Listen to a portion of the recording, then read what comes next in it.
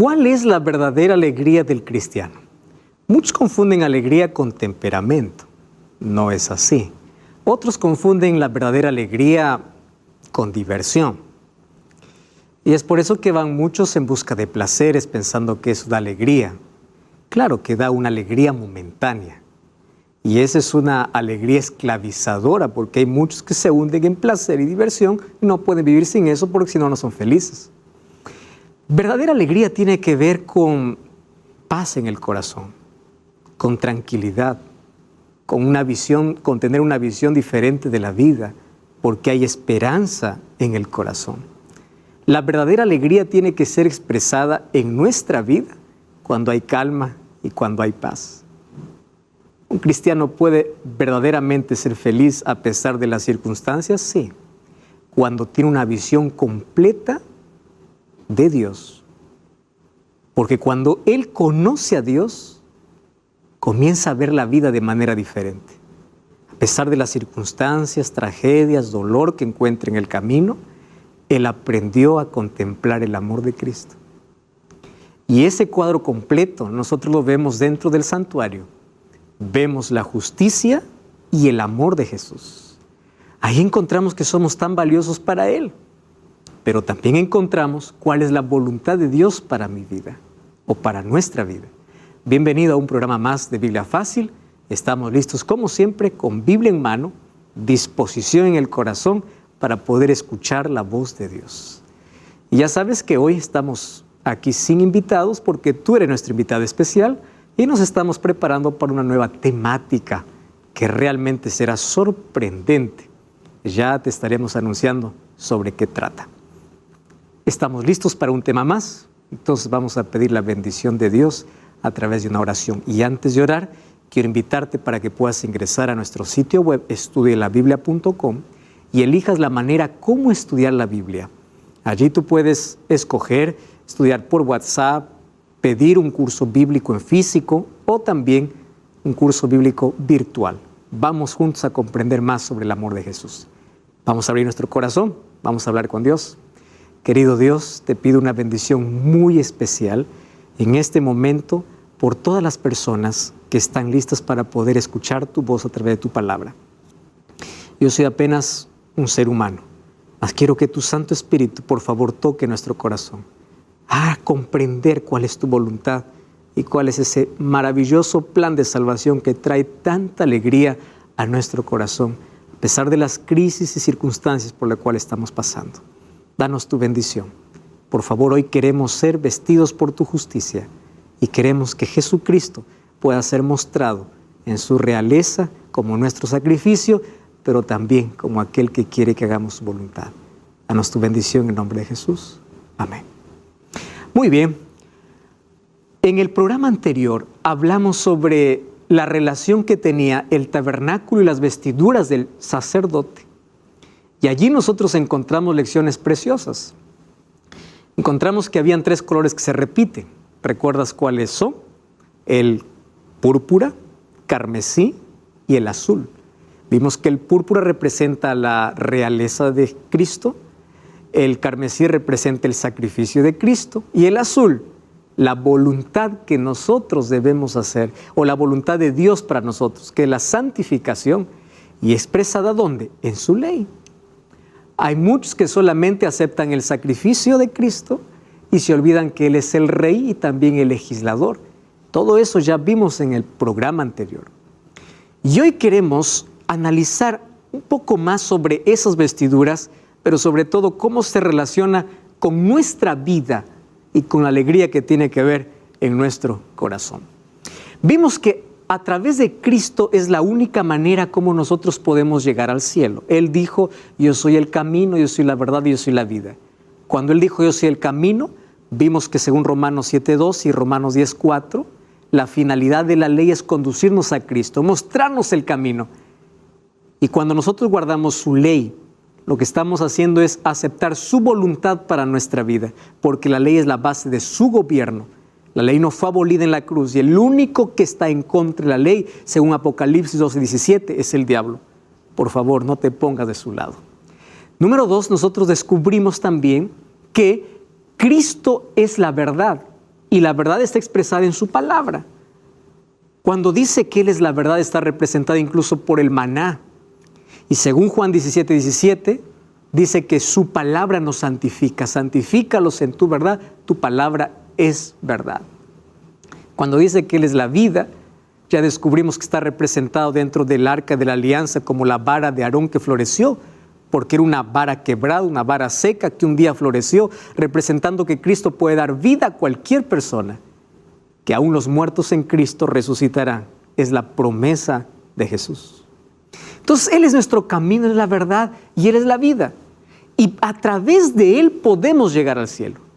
Entonces, Él es como una escalera. Ya vimos que así como Jacob soñó una escalera que unía la tierra con el cielo, que está en el libro de Génesis capítulo 28, en el libro de Juan capítulo 1, versículo 51, encontramos que Cristo dice que Él es la escalera. Mira lo que dice el libro de Juan capítulo 1, versículo 51. Dice así: y agregó diciendo, de cierto os digo, desde ahora veréis el cielo abierto y a los ángeles de Dios subiendo y bajando sobre el Hijo del Hombre. ¿Quién es entonces la escalera? Jesús. Y si esa escalera significa que hay peldaños para subir.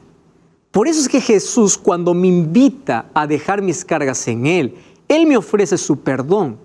Él me reviste de su justicia. Pero no queda allí. Él transforma mi vida. Y Él quiere que caminemos juntos. Y la vida cristiana es una vida de progresión, donde cada día al caminar con Cristo, su voluntad es reproducida en mi vida, su carácter reproducido en mi vida. Y eso es la justicia de Cristo representado por el lino fino, representando la justificación. Pero la justificación me lleva a un peldaño más, que es el camino de santificación. Y la santificación es un camino de obediencia, donde mi corazón se coloca en armonía con su voluntad y su voluntad está expresada en su ley. No te olvides de eso. Recuerda el libro de Salmos capítulo 40, versículo 8. El hacer tu voluntad me ha agradado y tu ley está en mi corazón. Por eso es que en el nuevo pacto, en Hebreos capítulo 10, dice que Jesús quiere poner su ley en nuestro corazón, ya no más en tablas de piedra, sino en nuestro corazón. Porque ese es el ideal de Dios, que nosotros podamos vivir en armonía con Él. Entonces, vida cristiana es una escalera donde comienza por la justificación representado por el lino fino, que era la vestidura del sacerdote, y esa justicia que es dada por Cristo y representada en acciones de los santos, dice Apocalipsis 19:8, que representa el lino fino. Pero también la santificación es hacer su voluntad. Por eso Mateo 7:21 dice, no todo el que me dice Señor entrará en el reino de los cielos, el que hace la voluntad de mi Padre. ¿Cómo sé que hago su voluntad? Obedeciendo su palabra, guardando su ley. Eso es hacer la voluntad de Dios. Nuevamente volvemos a Salmos 48. El hacer tu voluntad, Dios me agrada y tu ley está en mi corazón. Por eso Jesús dice, no importa si usan mi nombre para echar fuera demonios. Lees Mateo 7:21, vamos a leer mejor porque el texto es muy claro. Dice así, no todo el que me dice Señor, Señor entra en el reino de los cielos, sino el que hace la voluntad de mi Padre. Muchos me dirán, en tu nombre profetizamos, echamos fuera demonios, y yo les diré, apartaos de mí. ¿Pero por qué? ¿Acaso no dijeron que eran creyentes? ¿Acaso no aceptaron el sacrificio de Jesús? Aceptaron su sacrificio, pero no aceptaron caminar con Jesús. Porque no solamente acepta su justificación, Él quiere caminar contigo y quiere llevarte por el camino de santificación hasta el día de glorificación, que será cuando Cristo regrese y toda nuestra mente y nuestro cuerpo sea transformado y pueda ser arrancado de nosotros la naturaleza de pecado para vivir para siempre en la presencia de Dios. Ese es el camino de salvación y ese plan está revelado ¿dónde? Dentro del santuario. Ahora fíjate una cosa, es interesante que en esta escalera hay peldaños. No debemos quedarnos en el primer peldaño, tenemos que caminar con Cristo. Por eso Jesús dice en Mateo 11:28, venid a mí todos, ven a mí con tu problema, con tu alcohol, con tu cigarro, con tu droga, yo te voy a transformar. Pero también dice, vamos a caminar juntos y te colocaré un yugo. ¿Cuál es ese yugo? para que nos hace caminar al lado de Cristo, su palabra y su ley. Es así que descubrimos la voluntad de Dios y es así como se reproduce el carácter de Dios en nuestra vida. ¿Qué sucede cuando una persona camina con Cristo? Se torna obediente. No porque la obediencia salva, la obediencia es un fruto de la fe. Y la fe sin obras es muerta. Y la fe no anula la ley de Dios, así dice Romanos 3:31. Por la fe anulamos la ley de ninguna manera. Ahora, acá hay un asunto interesante. Hacer la voluntad de Dios, según Mateo capítulo 7, versículo 21, es indispensable para entrar en el reino de los cielos. Yo acepto su gracia, pero la gracia que salva es la gracia que transforma y me coloca en armonía con su voluntad, expresada ¿dónde? En su palabra. Entonces, tus creencias tienen base bíblica o tradición humana. El día que guardas está en la Biblia o lo que la iglesia dice o lo que un líder dice. ¿Dónde está? ¿Está basada tus creencias en la palabra de Dios? ¿Estás haciendo la voluntad de Dios? Es el camino de santificación. Ahora, qué interesante, cuando una persona camina con Dios se torna obediente. Mira lo que dice Génesis capítulo 26, versículo 5. Dice que Abraham caminó con Dios, ¿verdad? Sin embargo, ¿qué sucede cuando una persona camina con Dios? Hace la voluntad de Dios. Mira lo que dice el libro de Génesis capítulo 26, versículo 5. Por cuanto oyó Abraham mi voz, guardó mi precepto, mis mandamientos, mis estatutos y mis leyes. ¿Quién está hablando? Dios. ¿Qué hace una persona que camina con Dios? Es obediente, guarda sus mandamientos, sus estatutos y sus leyes. Tú dices, pero pastor, la ley de Dios desaparece en el libro de Éxodo. Y Abraham no conocía la ley de Dios dada por medio de Moisés. Es que Dios colocó siempre su ley en el corazón. En Éxodo capítulo 20 aparece la ley de manera escrita en tablas de piedra, pero su ley fue eterna. Por eso que su ley no fue dada para el judío. Su ley es dada para todo aquel que quiere ser fiel a Dios. Y ahora lo vamos a descubrir mucho mejor en lo siguiente. Presta atención aquí. Dentro del santuario nosotros encontramos por lo menos 2 compartimentos, y esto sería el atrio donde se ofrecían los sacrificios, pero había un compartimento donde entraba el sacerdote, que era el lugar santo y el lugar santísimo. Cristo quiere primero que entremos por la puerta. Jesús dice, yo soy la puerta. ¿A dónde nos invita a entrar? Al atrio. Cuando entramos en el atrio, ¿qué cosa aceptamos? Su sacrificio. Confesamos públicamente nuestra fe a través del bautismo. Todo sucede ¿dónde? En el atrio. Pero no quiere que te quedes en el atrio. Jesús dice, vamos a caminar, vamos a cruzar el primer velo, lugar santo. Vamos a vivir de acuerdo a los principios eternos para que un día podamos cruzar el otro velo y podamos llegar al lugar santísimo. Ahí está el camino de justificación, santificación y glorificación en el plan de salvación. Ahora, otro detalle interesante. Éxodo 39:29 dice así: también el cinto de lino torcido, ojo, nuevamente los colores, azul, púrpura y carmesí, de obra de recamador, como Jehová lo mandó a Moisés. Mira, el sacerdote tenía vestidos. El sumo sacerdote tenía una lámina que decía santidad a Jehová. Ya descubrimos qué significa santidad a Jehová. Es estar en armonía con su voluntad expresada en su ley. Ahora, fíjate otra cosa. Tenía un cinto. Y el cinto otra vez tenía los 3 colores: azul, púrpura y carmesí.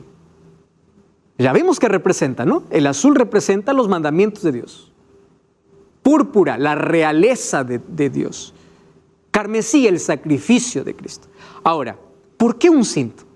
Porque un cinto hace que la vestidura se ajuste al cuerpo. La pregunta es, ¿cómo yo hago que el vestido que Cristo me da se ajuste a mi vida? Y aquí está la respuesta. ¿Quieres saber la respuesta? Mira, Isaías 11:5.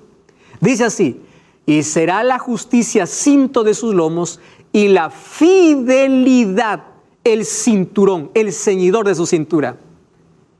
¿Qué cosa es el cinturón entonces? El apóstol Pablo en Efesios 6:14 dice: estad firmes, ceñidos vuestros lomos con la verdad y vestidos con la coraza de justicia. Cristo te viste, pero tienes que ceñirte. Isaías dice que es la fidelidad, Pablo dice que es la verdad. Tú eres llamado a ser fiel a Dios, a su palabra, no a una organización, no a un líder, a la palabra de Dios. Entonces, Cristo me da su vestido, su justicia, pero también Él me ciñe. Por eso es que la salvación viene de Él. Y Él me ciñe a través de su justicia y de su verdad. ¿Qué cosa es lo que tiene que hacer todo ser humano para recibir la vestidura de Cristo? O sea, primero el lino, luego el color azul y luego el color púrpura. Así como era vestido un sacerdote, hoy también es simbólicamente vestido un hijo de Dios. No literalmente, simbólicamente a través de su justicia. Muy bien, vamos entonces a hacer un breve repaso de lo que hacía un pecador para ser justificado. En primer lugar, la justificación se encontraba ¿dónde? Para el pueblo de Israel, en el altar de sacrificio. Ese altar para nosotros, ¿qué cosa es? El sacrificio de Jesús hecho en la cruz. Entonces, el sacrificio estaba allí, pero solamente era aplicado a favor de aquel que cree. Por eso es que el pecador tenía que entrar por la puerta trayendo su cordero. Ahora nosotros no necesitamos llevar un cordero porque el cordero es Cristo, pero sí tenemos que entrar por la puerta. Y cuando entraba por la puerta ya estaba cubierto de lino. Fíjate una cosa, porque para entrar al atrio ya estaba postes hechos con telas de lino. Ese lino representaba ¿qué cosa? La justicia de Cristo. Sin embargo, cuando el pecador entraba hasta el atrio, el sacerdote lo recibía y era el pecador quien sacrificaba el animal. ¿Comprendes? Vamos a entender un poquito más sobre la justificación. Entonces eso representa que son mis pecados que dieron muerte a Jesús. Cada vez que yo cometo un pecado significa yo fui partícipe de la crucifixión de Cristo. Entonces no solamente fue los soldados, no solamente fue Pilato allá, fueron mis pecados. Ahora, el pecador degollaba el sacrificio. ¿Qué cosa hacía el sacerdote? Recibía la sangre. Mira, vamos a leer ese texto. Después con su dedo, el sacerdote tomará de la sangre de la expiación y lo pondrá sobre los cuernos del altar de holocausto y derramará el resto de la sangre al pie del altar y le quitará toda su grosura como fue quitada la grosura del sacrificio de paz. Y el sacerdote le hará arder en el altar sobre la ofrenda encendida a Jehová y le hará el sacerdote expiación de su pecado que habrá cometido y será perdonado. Un asunto interesante. ¿Cuándo el pecador era perdonado? Eso tenemos que entender. No solamente cuando la víctima moría, era perdonado cuando el cordero era quemado y la sangre era llevada incluso al primer compartimento. Por eso necesitamos entender el ministerio de Cristo ahora en el santuario celestial. Porque el sacrificio que Jesús realizó en la cruz hoy está aplicando a favor de aquel que cree. Pero ahora vamos a trasladar lo que se hacía en el santuario para nuestra experiencia. Fíjate lo que sucedía.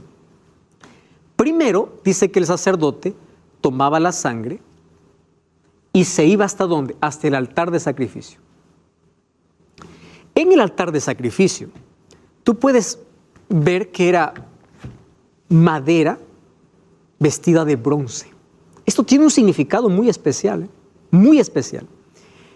En las 4 puntas de este altar habían cuernos. Y esto tiene un símbolo especial. Estos cuernos. Mira, ve. El sacerdote recibía la sangre y colocaba sobre los cuernos del altar. Pregunta, ¿por qué 4? Recuerda que 4 representa totalidad. Recuerda los 4 vientos que los ángeles están sosteniendo en Apocalipsis capítulo 7, representando los 4 ángulos de la tierra. Entonces esa sangre que era derramada por ese cordero, representaba que esa sangre era suficiente también para perdonar a toda la humanidad, porque el verdadero cordero iba a morir. O sea, cada vez que un cordero moría o un sacrificio se hacía, ellos estaban repitiendo Juan 3:16, porque de tal manera amó Dios al mundo. El mundo estaba representado por estos 4 cuernos, donde se colocaba la sangre. Esto representaba el sacrificio de Cristo y su sacrificio iba a limpiar al mundo de sus pecados. ¿Qué sucedía? Ese cordero era finalmente quemado. ¿Por qué era quemado? Acá hay otro asunto que tenemos que entender. Porque Cristo vino a salvarnos de la muerte eterna. Ese fuego representa el juicio de Dios terminando con el pecado. Yo necesitaba morir, pero Cristo vino a salvarme de la muerte eterna, del juicio final. Entonces ese cordero era quemado en mi lugar, yo merecía morir. Y representaba que todos aquellos que acepten su sacrificio van a ser librados de la muerte eterna, del juicio ejecutivo. Otro detalle, este altar era de madera. Si aquí el sacrificio ardía, imagínate, la madera fácilmente arde. ¿Pero por qué no ardía la madera? Porque la madera estaba cubierta de bronce. Este bronce representaba la gracia de Dios. Hoy está cubierto el sacrificio por su gracia. Por eso es que Él paga nuestra condenación. Él se coloca en nuestro lugar. Él es nuestro sustituto y Él nos perdona y Él nos ofrece sus méritos para que podamos ser salvos. Pero un día este bronce será quitado y la madera arderá. Quiere decir que aquellos que no aceptaron el sacrificio de Cristo morirán en el fuego para siempre. La muerte eterna, donde no hay más esperanza. Por eso es que aquí en este altar de sacrificio está representado el sacrificio de Cristo, mas también está representada su gracia. ¿Y tú sabías que este bronce representa los pies de Jesús? Es interesante cómo en el libro de Apocalipsis capítulo 1, versículo 15, mira lo que dice. Cuando Juan ve a Cristo glorificado, ya en el santuario, él empieza a describirlo. Apocalipsis capítulo 1, versículo 15, dice así: sus pies eran semejantes al bronce. ¿De qué era el altar de sacrificio? Madera con bronce. ¿Y cómo eran sus pies? Dice, era como bronce. Es decir, para yo aceptar el sacrificio de Cristo, tengo que llegar hasta ese altar de bronce. Y ese altar de bronce, ¿qué representa? Los pies de Jesús. Por eso tengo que dejar mi orgullo, mi incredulidad, y tengo que rendirme a sus pies. Porque la salvación comienza cuando yo me rindo a los pies de Cristo. Y la lección más linda que encontramos esto, ya incluso vimos en el programa anterior, es con María Magdalena, una mujer pecadora que un día, siendo acusada, fue llevada a los pies de Cristo. Satanás hace lo mismo. Nos lleva al pecado y luego nos acusa y dice, merece morir. Pero nadie que está a los pies de Cristo muere. Porque a los pies de Cristo hay vida. A los pies de Cristo hay gracia. Ahora, otro asunto. Jesús allí usa su misericordia porque está a sus pies. Nadie que esté a los pies de Cristo finalmente perece. Absolutamente nadie. Y acá hay un detalle importantísimo. Ella allí fue justificada porque recibió el perdón de Dios. ¿Y cómo es que ella recibió el perdón de Dios? Jesús le dice, ni yo te condeno, vete y no peques más. En otras palabras, yo te doy mi gracia, te estoy dando una nueva oportunidad, pero no continúes en el pecado. Eso significa andar en la voluntad de Dios. Por eso es que la ley de Dios no es anulada por la gracia de Dios. ¿Cómo yo ando en la voluntad de Dios? Cuando obedezco su ley. Lo que Jesús le está diciendo es, no peques más, vive en armonía con los principios de mi voluntad. Eso es lo que le está diciendo Dios a María. Luego encontramos en el libro de Lucas capítulo 10, que Marta y María, que eran dos hermanas que estaban atendiendo a Jesús, mientras Marta estaba en sus quehaceres, María, ¿dónde estaba? Aprendiendo a los pies de Cristo. Allí Jesús le dice a Marta, Marta, muchos quehaceres te tienen turbada. María ha elegido la mejor parte, la cual no le será quitada. Ahora, aquí hay un asunto interesante. ¿Qué cosa es lo que nunca te será quitado? Cuando tú estás a los pies de Cristo, nadie te quitará, nadie te condenará. Nadie se perderá cuando uno acepte el sacrificio de Cristo. Pero Cristo no solamente te deja a sus pies. Él quiere llevarte porque Él es la escalera para el cielo, por el camino de santificación. Y eso nosotros lo encontramos nuevamente en el libro de Juan, cuando vemos que Simón hace una fiesta y María compra un perfume para derramar, ¿dónde? A los pies de Cristo. Nuevamente a los pies de Jesús. Eso es lo que entendió María, que no existe mejor lugar que estar a los pies de Cristo. ¿Y qué cosa es lo que sucedió allí? Ahí expresó su amor de manera pública, porque el perfume no se puede esconder. Es allí donde comienza una vida al lado de Cristo, diciendo para todos públicamente: renuncio a mi vida pasada y a través de este perfume hago público mi amor por Jesús. Y ese amor público por Jesús hoy lo podemos hacer a través del bautismo. Ella lo hace público su amor, pero está a los pies de Cristo. Cuando Jesús murió en la cruz estaba Juan, la madre de Jesús, ¿y quién más estaba? María Magdalena. ¿Dónde? A los pies de la cruz. Y cuando Jesús resucitó, la primera mujer que vio a Jesús, la primera persona que vio a Jesús después de su resurrección fue María Magdalena. ¿Y sabes lo que dice ahí el libro de Juan, capítulo 20, 17? María, volviéndose, le dijo Raboni, que significa maestro. Y Jesús le dice: no me toques porque aún no he subido a mi Padre. ¿A dónde se fue María? No se fue a abrazarlo, se fue a los pies de Cristo. Allí comienza la salvación. En el altar de sacrificio, a los pies de Jesús. Y es allí donde Cristo me justifica. Esto todavía no concluye, hay muchas otras lecciones para aprender. Pero no cambies el canal, vamos a una breve pausa y estamos de regreso. Esto es Biblia Fácil.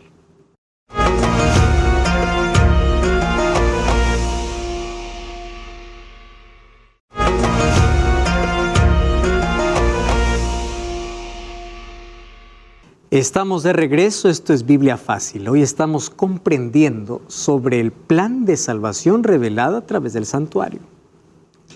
Y estamos viendo detalles súper importantes que tienen que ver con la manera como yo acepto la gracia de Cristo y cómo la gracia que me salva, la gracia que me transforma, es la gracia que me lleva por un camino que en la Biblia es representada como una escalera donde hay que cada vez ascender.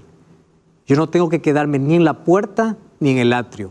Cristo me quiere llevar adentro del santuario. Cristo me quiere llevar al lugar santo. Porque el lugar santísimo representa su gloria, su presencia. Para que yo pueda entrar a su presencia, que eso va a acontecer cuando Jesús regrese, yo tengo que primero aceptar su sacrificio y yo tengo que ingresar al lugar santo. Ese lugar santo es un camino de santificación, donde los seres humanos buscamos hacer la voluntad de Dios. Sin embargo, su voluntad lo podemos hacer no por nuestros esfuerzos, porque nosotros tenemos una naturaleza pecaminosa, mas su voluntad hacemos por su justicia, que lo recibimos cuando vivimos a sus pies, cuando caminamos con Él. Es allí donde somos vestidos de lino fino, así como los sacerdotes eran vestidos. Pero también luego nos enseña a hacer su voluntad. Hoy vamos a ver cómo eso se entendía perfectamente en el Antiguo Testamento. Por eso es que en el libro de Salmos encontramos varias referencias para el santuario. Esas referencias hacían allí alusión al perdón de Dios, a la grandeza de Dios o al sacrificio que Él hizo en nuestro favor. Y cuando nosotros hablamos del libro de Salmos, hablamos del libro más grande de toda la Biblia. Es el único que tiene 150 capítulos. Para nosotros se llama Salmos, más el nombre verdadero de este libro es el Tehilín. Y Tehilín, ¿qué cosa significa? Cánticos de adoración.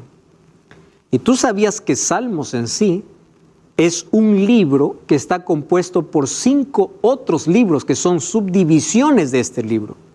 Entonces, Salmos sería una compilación de 5 libros. El primer libro estaría allí desde, vamos a ver, desde el capítulo 1 hasta el versículo 41. Segundo libro, desde el capítulo 42 hasta el versículo 72. Tercer libro, desde el capítulo 73 hasta el capítulo 89. El cuarto libro, desde el capítulo 90 hasta el capítulo 106. Y el último libro, desde el capítulo 107 hasta el capítulo 150. Ahora, ¿qué cosa es importante analizar dentro de este libro de Salmos? Es que este libro era el himnario del santuario.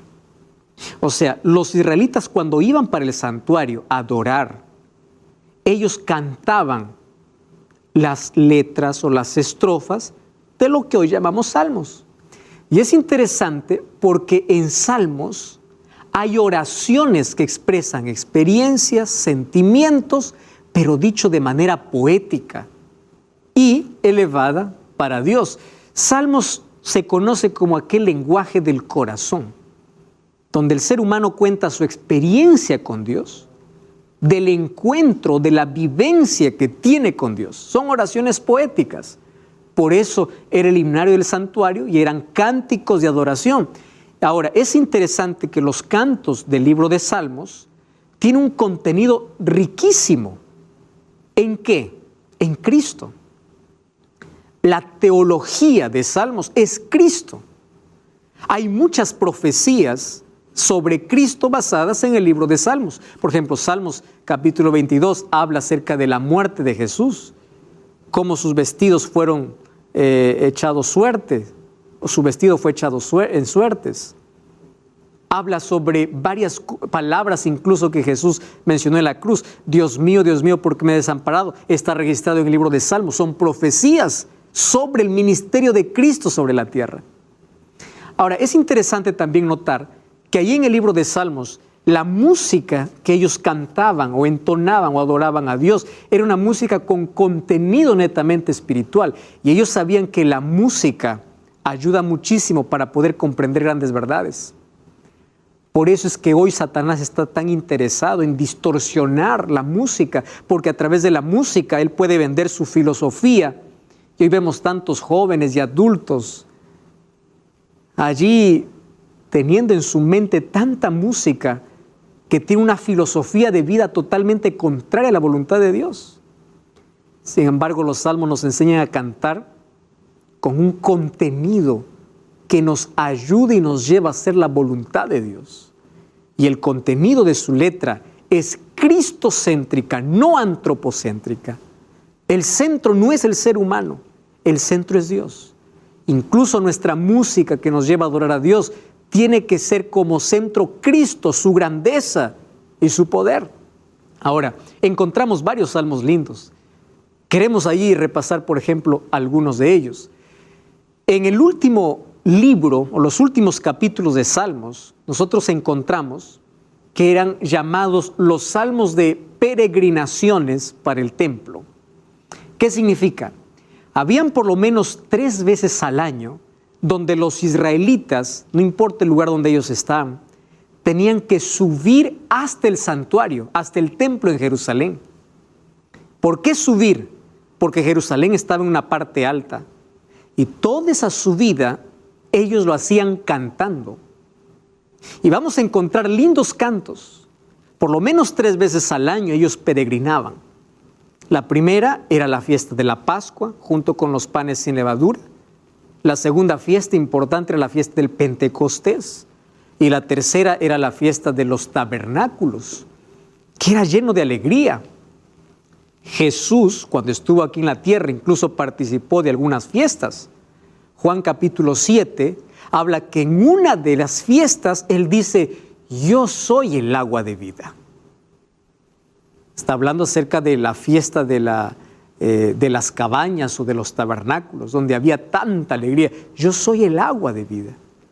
Y donde habían ceremonias, donde colocaban agua en odres enormes para recordar cómo Dios los había sustentado con agua en el desierto. Y Jesús aparece en medio de esa multitud para decir, yo soy el agua. En otra fiesta, que era la fiesta de los tabernáculos, también dice Jesús, yo soy la luz del mundo.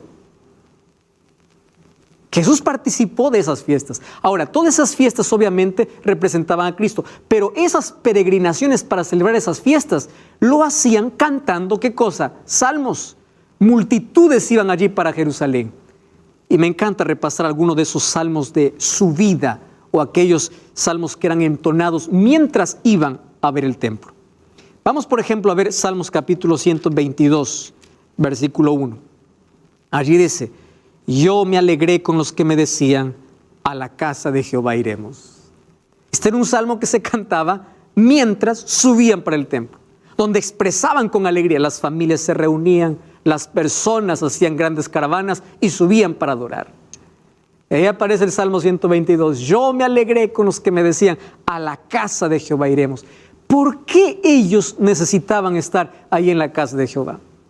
Y es interesante la alegría. Mira, Salmos capítulo 134, dice así, mirad, bendecid a Jehová vosotros todos los siervos de Jehová, los que están en la casa de Jehová, estáis por las noches. Alzad vuestras manos al santuario y bendecid a Jehová, desde Sión te bendiga Jehová, el cual ha hecho los cielos y la tierra. La alegría de poder participar, entrar al santuario, porque entendían mucho mejor el plan de salvación. Cada vez que ellos entraban al santuario, ellos disfrutaban al saber del amor de Dios por sus hijos, porque cada ceremonia, cada culto, todo lo que se realizaba dentro del santuario, hablaba sobre el plan de salvación. Y ellos entendían que el santuario real estaba en el cielo. Por eso que cuando entraban al santuario terrenal, ellos imaginaban un día entrar al santuario celestial.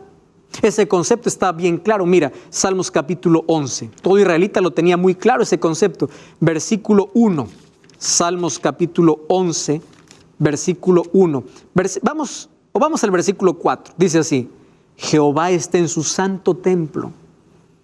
Jehová sostiene o tiene en el cielo su trono y sus ojos observan, sus párpados examinan a los hijos de los hombres. Jehová prueba al justo, pero al malo y al que ama la violencia lo repudia. Sobre los malos hará llover calamidades. Jehová es justo y ama la justicia. Ellos están diciendo, Dios está en el cielo, en sus